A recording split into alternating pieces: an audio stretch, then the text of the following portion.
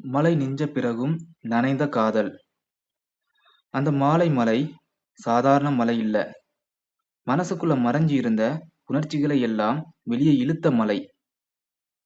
Coffee கடை ஓரமா நின்னு கண்ணாடி ஜன்னல் வழியா மழைய பார்த்துக்கிட்டு இருந்தா மீனா. அப்போதான் அவன் உள்ளே வந்தான். ஈரமான சட்டை, சிதறிய முடி, கண்ணுல ஒரு அமைதி. அவன் பெயர் அருண்.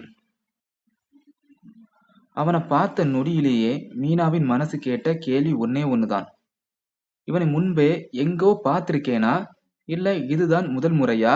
இல்ல இதுதான் காதலா? இருவரும் பேச தேவையே இல்ல.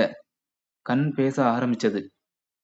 அவன் காஃபி ஆர்டர் பண்ணவன் அவள் பக்கத்து சீட்டிலே வந்து உட்கார்ந்திருந்தான்.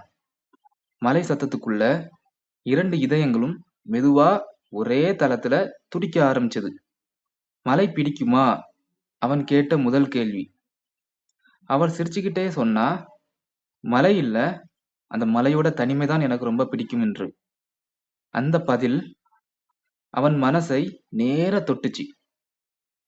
அதுக்கப்புறம் நாள் கடந்தது. காஃபி கடை சந்திப்புகள், நீண்ட நடைபயணம், சின்ன சின்ன சண்டை, பெரிய பெரிய சிரிப்பு. காதல் வந்துச்சு. ஆனா சொல்லுற தைரியம் வரல.